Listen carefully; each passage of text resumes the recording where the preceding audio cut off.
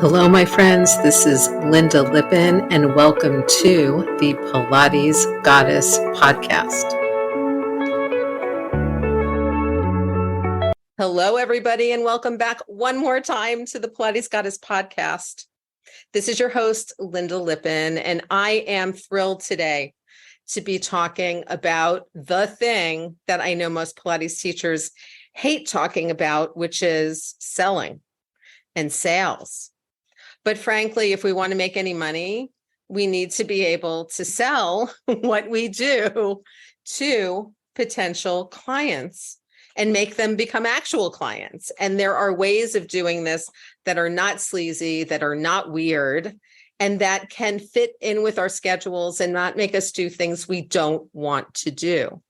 So today I have with me Sarah Walton, who is the perfect person to be talking about this. She is a business mentor who has been featured on the Today Show, speaks at women's conferences all over the world, and has helped hundreds of women start and grow businesses they love. She honed her business building skills working with startups and large corporations, where she managed a P&L worth hundreds of millions of dollars. She's the host of the Game On Girlfriend podcast, and she is known for her weekly Coffee with Coach streaming video conversations every Monday morning. Sarah speaks across the nation and has become the go-to source of inspiration, no-nonsense teaching, and practical integration for women in business, ultimately putting more money in the hands of more women. So welcome, Sarah. Thank you so much for having me, Lynda. I'm so happy to be here with you today. The biggest issue Pilates teachers have is really selling their services. It's it's the one thing that they don't teach in any Pilates certification programs. Right. It's here, have all these skills, but we're not going to tell you how to make money using all of these skills. Yeah. Right. Yeah. Unless you stay working for us. And then maybe we'll do some of that marketing for you, right? As a studio. But even that said, there are a large number of Pilates certification programs that actually ask for people's social media accounts, so they want the sharing and they want that. Mm-hmm. But I find that for most Pilates teachers, they are not sure what to do. They're not sure how to start an email list. They're not sure what to do with their social media accounts, how much should be personal or professional. Tons of them have private accounts, which is, I find very odd if you're trying to actually publicize your stuff. And they're just afraid of appearing sleazy and weird, which I think is more of an issue on the Pilates teacher side, actually, than I think it is on the customer side. Am I wrong? Yeah. No, you're not wrong at all. I mean, listen, anytime. So first of all, to anyone listening who is like, oh my God, I don't want to listen to this. It's going to be about sales. Please know I totally feel you. And what that tells me is you've probably been slimed by a salesperson. And it's like, almost like it's that old phrase, hurt people hurt people. Do you know what I mean? It's like, sleazy salespeople hurt sales.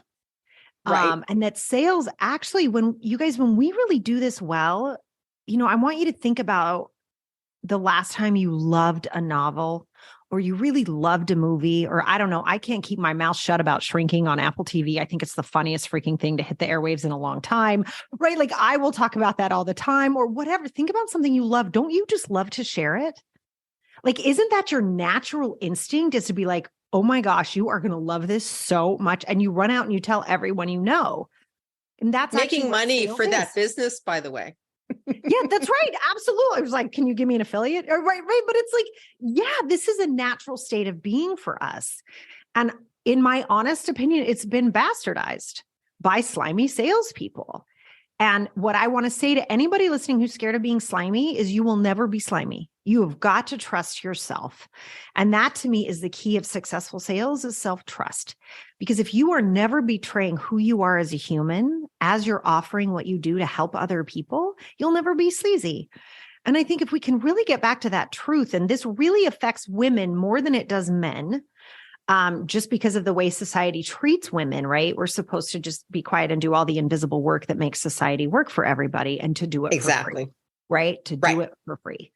I read the funniest thing the other day, meme wise. Sorry, guys, memes on social media. It made me laugh really hard. And I forget the quote, but there's this really great account on Instagram called History Cool Kids.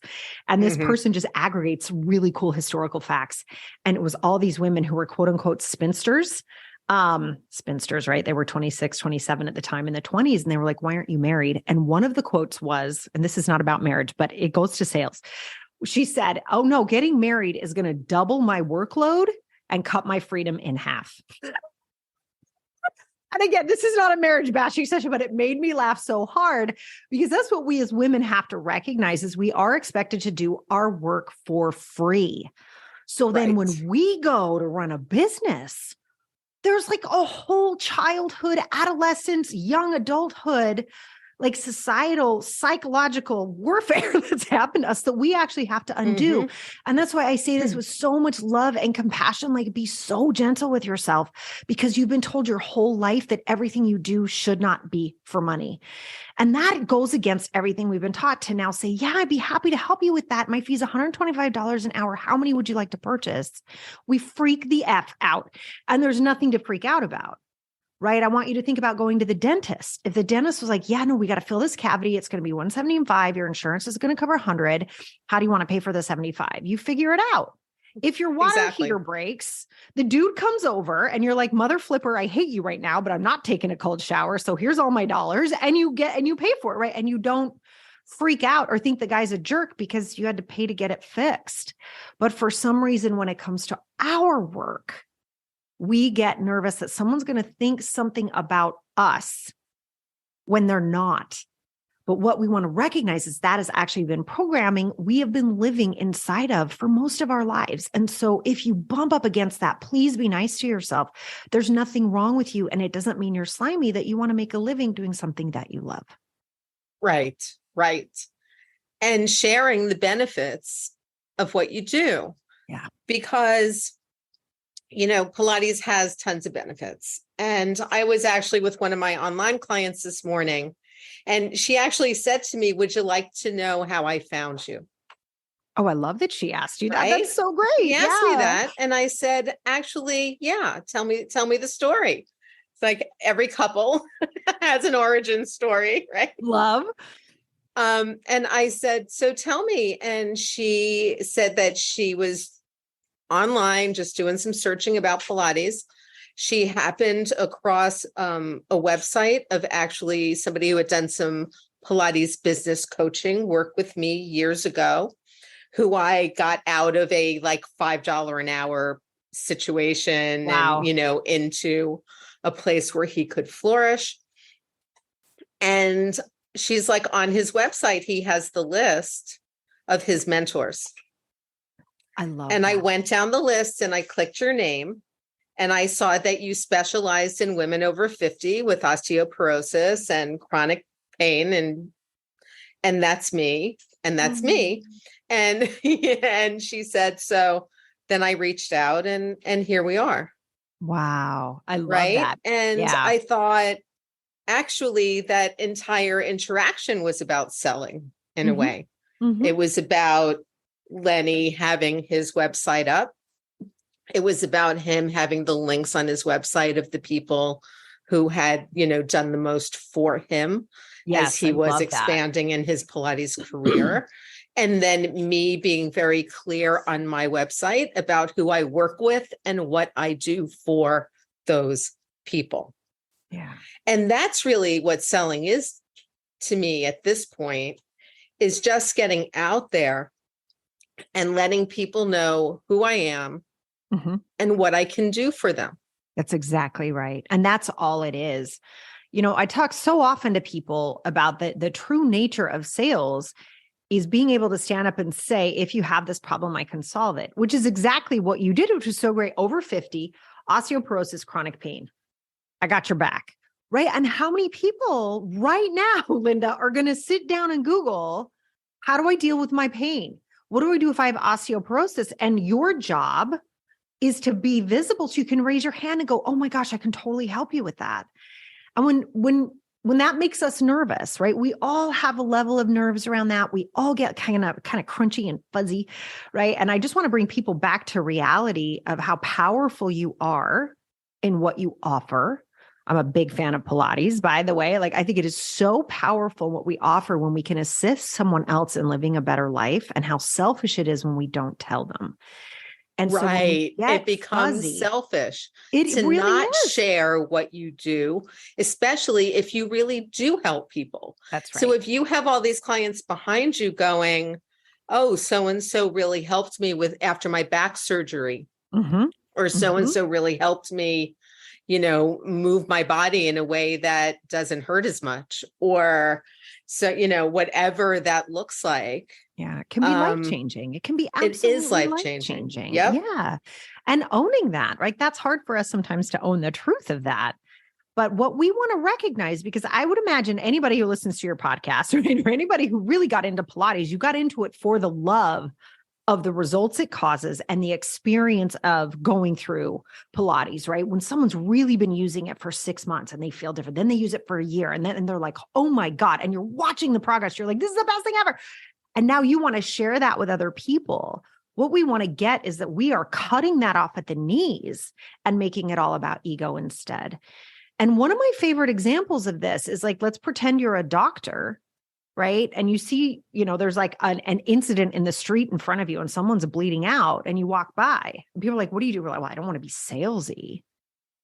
It's like, what are you doing? Like, are you kidding? Like, you wouldn't do that, right? Like, it's like, hell no, I can help here. I'm going to jump in and help. And really getting that. And I love using such a strong analogy because it has people do a double take, right? They're like, wait, what? But that's what we're doing when we're putting ourselves and what we're worried about what other people might think in front of the help we can provide. Whoa, isn't that the opposite of who you really are? Isn't that the opposite of why you got into Pilates in the first place? Like, it's just so the opposite of everything that's possible. And who you really want to be on this planet, that's not who you are. You don't put yourself before other people.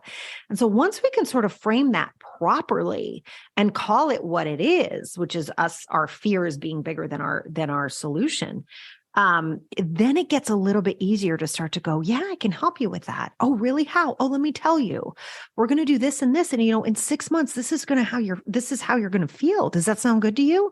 Yeah. All right. Do you want 6 packages a week? You want 5? What's going to help you feel the best?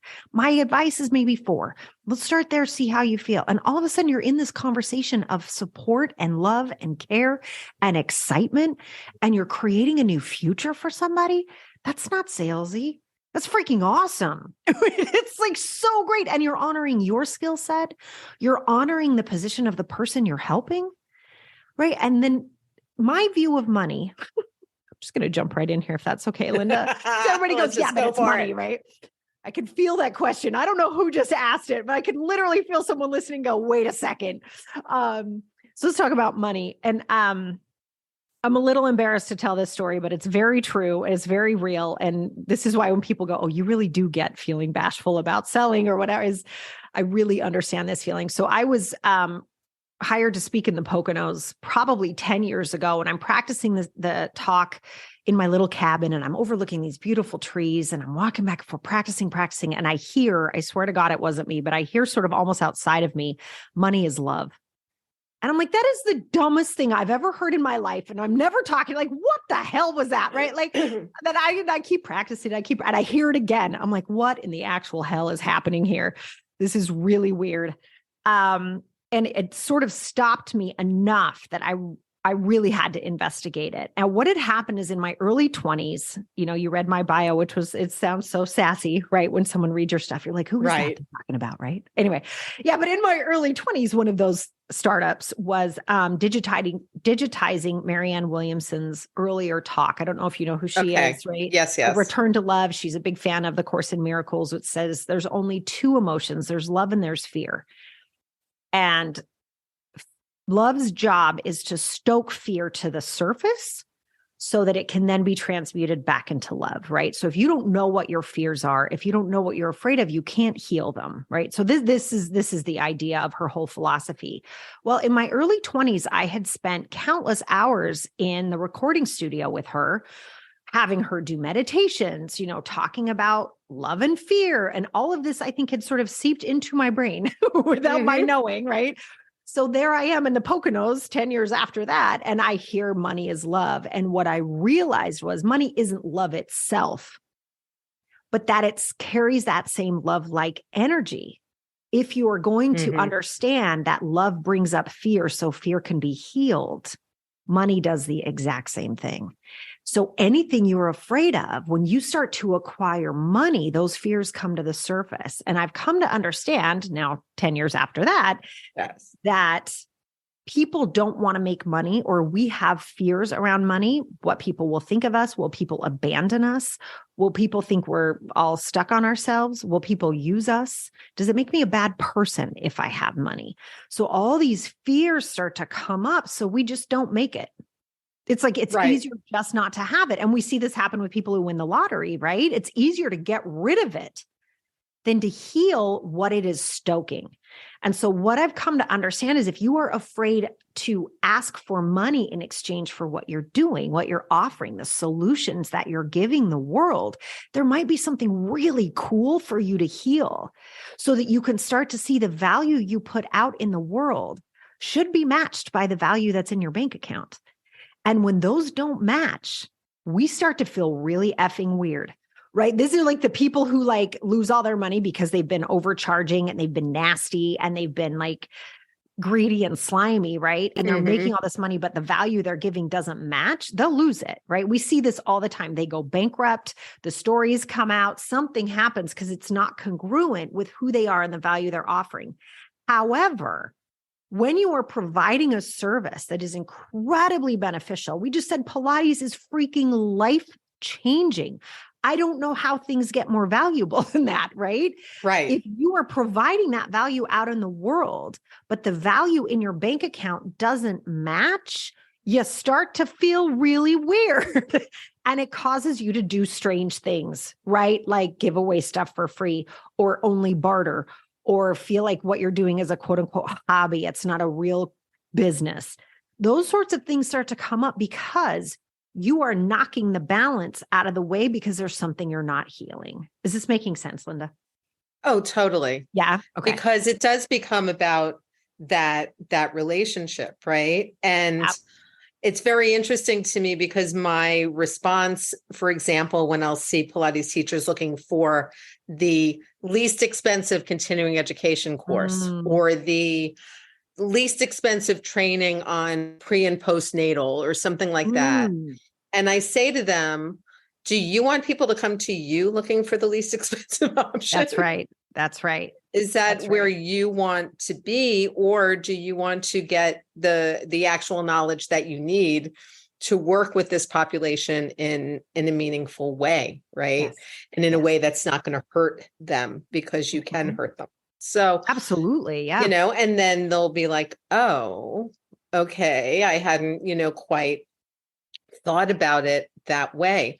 I mean, realistically, right now, Pilates teachers in New York City, okay, where it is ridiculously expensive to live, to even do at the lowest end, right?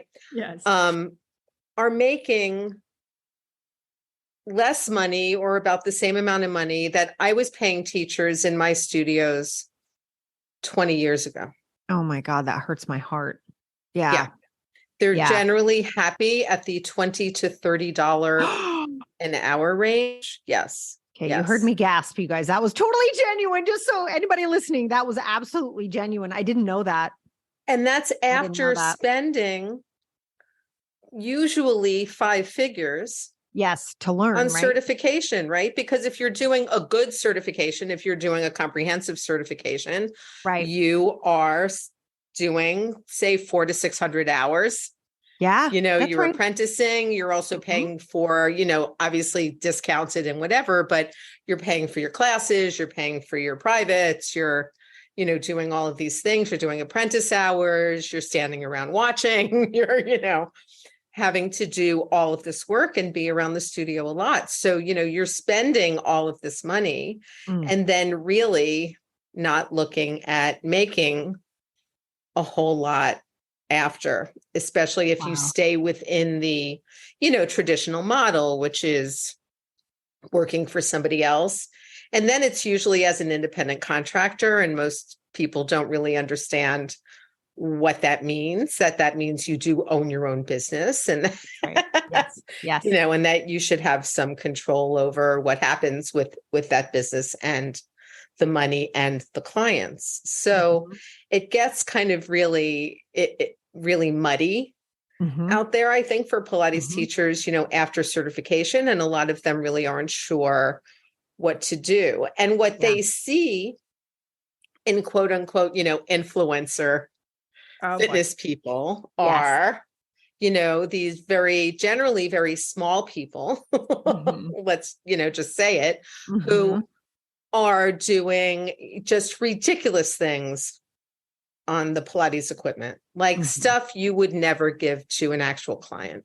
Right. Right. But it's fun to You know, watch. Yeah. right. The Very ball different. on the Mhm. reformer where it could, fall off and kill somebody, but whatever, Yeah, they're sure. doing it. But my butt looks great while I do it on Instagram. Yeah. There's a Yeah. real understanding there. And I think, you know, the issue, in my humble opinion, with social media, and this is across industries, but I think especially when it comes into fitness, um, is it's almost like the Hunger Games. That's going to sound funny. Yes. But, But it is.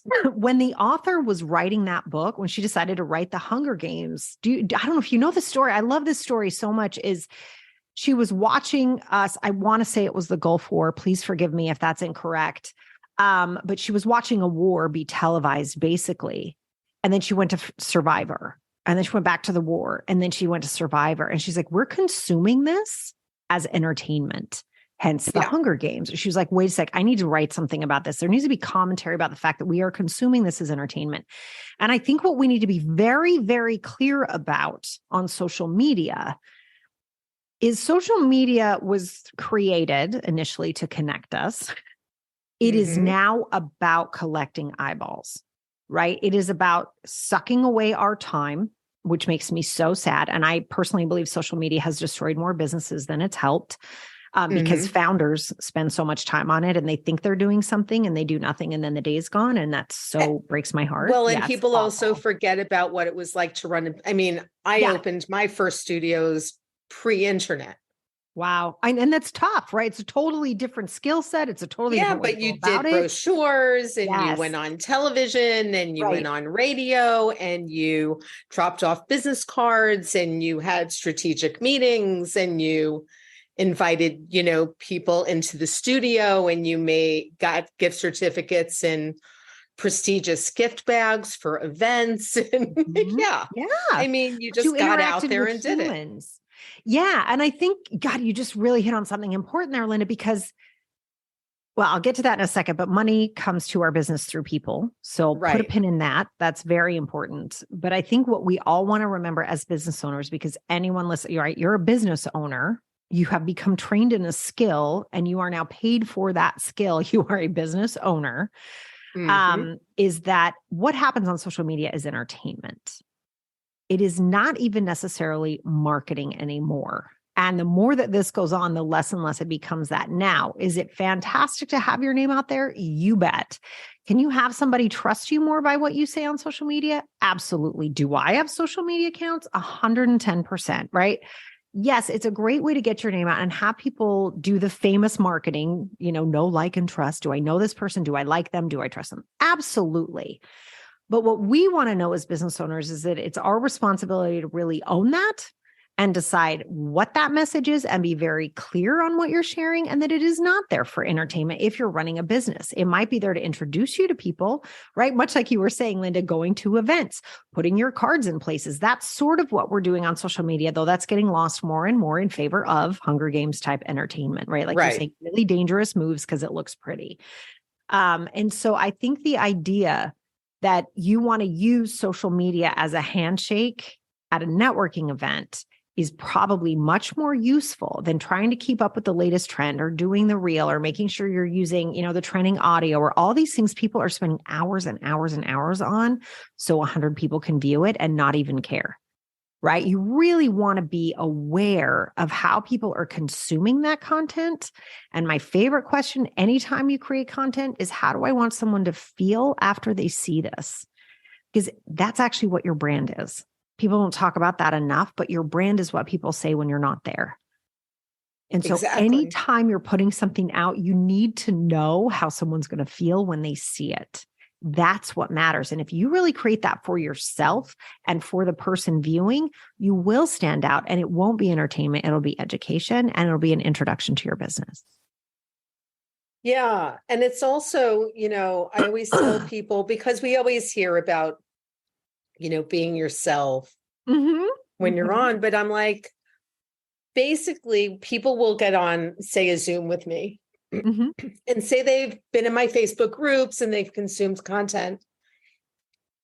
And they're like, oh, you look and sound exactly the way you do on the podcast and your content, wherever else. And I'm like, right, because it's me. Yeah. Bingo. And I'll be polarizing and I'll say what I want to say, because basically, if you don't like it, there's thousands of other Pilates teachers that you can work with, that you can listen to, that you can consume their content. Yep. You don't have to consume mine. I don't need every single potential client out there. Oh my God, you dropped dead. Pilates teacher out there. You had every potential client, you drop dead of exhaustion. I mean, we don't exactly. Want that. I don't have the space. I don't have the time. Yeah. Yeah. And what I'd like to do about that, as far as money, I said, we'll stick a pin in it, right? So money comes into our businesses through people. And so creating those relationships is really important. People do need to know you're the right one for them, right? They also need to know when you're not the right one for them. That is such a service to provide. But what I like to do with people when they get nervous about this, you start to get the, compare and despair thing, or, I'm never going to get enough clients, or this person blew up and they just showed up yesterday, all those things that we can all worry about because we're human, is the exercise to do in the face of that, I believe, is to ask yourself what your financial goal is for the year, and then figure out how many human beings you need to work with in a year in order to make that money. And when we look at it that way, everybody's shoulders drops and everybody starts laughing, and they're like, oh, well, I can do that. Because for most people, it's 100 people a year. Sometimes it's 200, but rarely, honestly. Yeah. Like if you're actually really sitting down and looking at these numbers, you guys, you don't need 1 million followers. You don't even need 10,000 followers. All of that is superficial anyway. What you need are probably 100 of the right clients. The end. And all of a sudden, when we sort of do that, when we breathe through that, it's like, oh, well, yeah, I can do that. Oh, and if I only have to work with 100, these are the type of people I actually really want to spend my time with. Really getting that the conversations you have on a daily basis matter. The attitudes you're surrounding yourself with every day matter. The people who walk into your world, whether it's walking in virtually or in real life, the people you're positioning, right? Whether they're like doing something wrong or you're working with them, and like, that's a really intimate space. If you don't like that person, or they like emotionally vomit on you every time you see them, that really matters. And at the end of the day, it can mess up your next 3 clients, or it can mess up the next time you go to sell. You're like, actually, I don't want to sell because I keep attracting jackwagons, right? Like, I don't want to work with these people. That can affect your sales as well. So when we see there's only 100 that we actually need in order to hit financial goals, you can get more picky. And that is actually a fantastic feeling. And it's the opposite of what most business owners feel. It's like, no, I have to have as many as possible. I have to have as many as possible. No, you don't. You have to have 100. Right. So be picky. Yeah. So be picky. Be picky. But also know that out of those 100 people, they're probably going to need to see your stuff multiple times because of how crowded that social media space has gotten. The email space has gotten. When I had Liz Wilcox on, we were talking about the fact that we should love it when people unsubscribe from our newsletters who don't want them right now. In fact, this morning, because like I'm having knee surgery this week, I'm just in a place where I don't have tons of bandwidth, right? I unsubscribed from a bunch of newsletters. Not that I don't love these people or love their content, but I just don't have the bandwidth right now to see it in my inbox on a daily, weekly, or, whatever their frequency is. Will I resubscribe to some of them later on? Yes, I will. Because I do that. Sometimes I unsubscribe because there's just a moment where I can't. Yeah. And then I'm like, oh, now I need that content, or now I want to see what this person is doing. And I go back in and resubscribe. So, it's not, I've stopped stressing about my follower counts as much. I've stopped stressing about all of that because I just need my message to reach the people I need it to reach. That's it. the end. That's it. it. Right. The end, period. Yes, that's Now, exactly right. A lot of, we're hearing so much about automation now. And, using automation and automating DMs and automating messages and using chat bots and like all the things. And I shared with you before we started recording, right, my story of, and I think this happens all the time. Either you connect with people on LinkedIn and they download all of their emails and they add you to their email list, as if somehow connecting on social media means I want your email in my inbox. Which is, so don't do that. If you're listening, just don't ever do that. Don't use bots that scrape Facebook groups. If people share their email, then that's okay. But then I get a DM from another person in the fitness space who does what I do, just from a different perspective. And the email and the DM on LinkedIn is like, hi, we just connected. And just so you know, I help busy executive women with weight loss and fat loss and fitness. So because I take the time to do this on occasion, is sometimes I just unsubscribe and block right there. But I sent a message back and I said, have you looked at my profile like before you sent me a connection request? And did you notice that I'm in a very similar space to you? And I'm probably not your target market. And he responded and said, I am so sorry. I automate my LinkedIn DMs.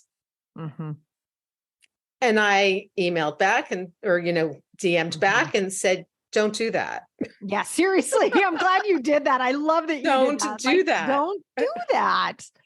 And then sure enough, 12 weeks later, I get another DM from him, slightly different, but clearly the automated DM. Yeah. And I respond because he's a nice kid. And I said, hey, are you still automating your DMs? And he was like, I am so sorry. But I'm like, don't be sorry. Stop automating. Stop doing it. Yeah. I don't care if you're sorry. Just stop it. Yeah. Because if you start coming into people's more private spaces, and I consider my inboxes on social and my email inbox as being like my mail inbox, right? Yes. I consider that to be a more private space. And if you start coming into my DMs with sales things the minute I connect with you. Oh, it's awful, isn't it? It's awful. Horrible. It's awful. And I do teach people, like, the one thing I don't believe you should automate, and I'm even on the fence a little bit. I realize as business owners, we get slammed and there's a lot going on, but I know there's a lot of people who have assistants reply to their social media, both DMs or comments. And I can get that. I don't recommend it. If you don't need to do that, don't be a person. It comes back to this idea. If you were at a networking event, could you imagine how intrusive it would be if someone starts in on their quote unquote nurture sequence at your face? You'd be like, what the frick, dude, get away from me. You'd be like, could you buy me a coffee first? Yeah, seriously, it's so disgusting. It's really disgusting. And going in on what I sell immediately, and you know them, right? Because you connect with someone on LinkedIn, and in 10 seconds, not even, sometimes 2, you have an instant message. Well, they're not sitting there writing that. It's Monday at 1:00 or whatever. They're, I would hope, busy in their business. So it's very transparent. It's very dismissive. And by the way, gives a bad name to sales. Sales is about relationships, and sales is about people and working with the right people. And spewing your pitch all over other people is exactly like what that just reminded you of. That's what it feels like. It does not feel good. Nobody asked for it.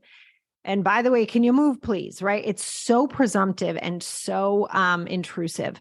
So if that has happened to you, that doesn't mean sales is bad.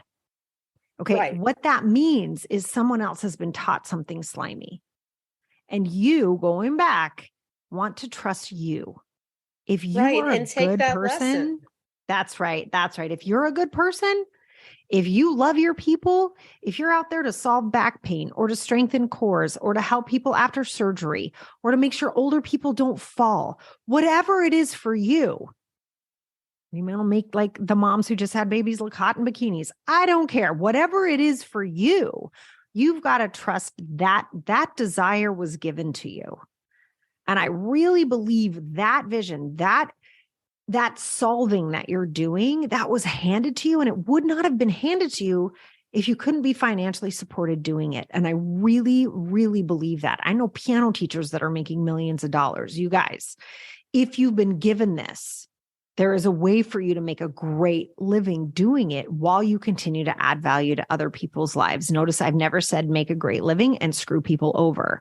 It's make a great living causing the difference you want to cause. That is doable. And in fact, in my view, that's actually quote unquote correct. That is the way this was designed. You were given this gift. You were given this vision so you could make a living doing it. Right. I really right. believe that. I really believe that. Yeah. And, that's how we do sales without sleaze. That's right. That's how we do it. Yeah. Like, I stay connected with this guy on LinkedIn because he does come back to me like with, oops. Yeah. Sorry. He clearly has been told that this is a good way to get clients. Maybe it is working for him. I have no idea. I just know that I don't like it. And when he does it, I call him out on it. Mm-hmm, mm-hmm. I'm like, whatever bot you're using, like just exclude me from that bot. Okay. Mm-hmm. And we'll be all good. Yeah. Yeah. So, Sarah, I feel like we could talk all day. Me too. And then maybe we might have to do this a second time. I'm down. I'm absolutely down. It would be a pleasure. So where can folks best get in touch with you? Yeah. So I am on LinkedIn. I love LinkedIn. I really am a big fan. I like that it's kind of removed most of the junk. You know, we don't get in fights so much over on LinkedIn. Thank God. Be a nice place to just connect with people as people. I have a YouTube channel. I love YouTube. I love video for all the reasons we've been talking about. I get the same thing, Lynda. I get on a sales call with somebody or somebody's like, I really want to work with you, or I host a workshop. They're like, oh my God, you're exactly the same. And I'm like, I would hope so. Right. So it's so much fun. Yes. Yeah, I love doing that. And then I have the Game On Girlfriend podcast, which is so much fun. And that's a medium for me just to be able to share whatever's going on. And there are many, many solo episodes where I just start recording and heaven help us all. I don't know what's going to come out of my mouth, but I love the podcast. I think it's such a fun way to go.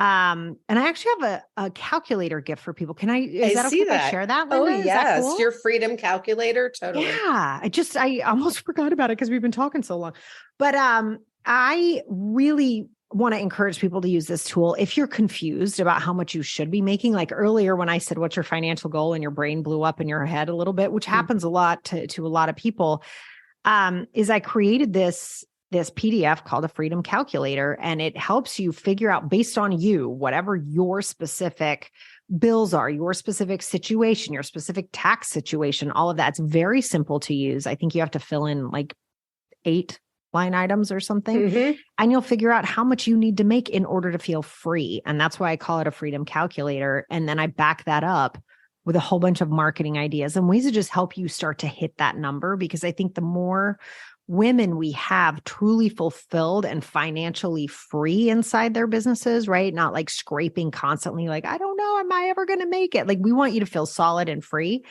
I think the more we have of that, God, would the world change or what, Lynda? If we had like happy, fulfilled women, like, come on. How different? And we also know that statistically, women who make more money tend to give more of it back. Do you want to know the stat on that? To different charities. Yeah, totally. There's actually a stat If you give $10 to a woman, $8 goes back into the community. If you give $10 to a man, $1 to $2 goes back into the community. I think we could solve a lot of problems. And I think it's time for women to take control of the money. I think so too. And to not be ashamed of that. Absolutely. So the Freedom Calculator is available on your website. That's sarahwalton.com/freedom. And of course, all of the links, all your social media links, bio, and the Freedom Calculator link will be in the show notes. So just go on over there and get connected with Sarah because she can help you. You're the best, Lynda. This has been so great. So much fun. Well, thank you so much, Sarah, for being on the podcast. Thank you so much for having me. It's been a joy. And thank you, everybody who's listening. And as always, if you love the podcast, please go on to Spotify, Podchaser, or the Apple Podcasts app and leave a rating. And if you feel it, leave a written review. It really helps other people find the podcast, which then really helps the podcast and really helps me. So thanks once again for listening. And I will talk to you guys soon. Bye.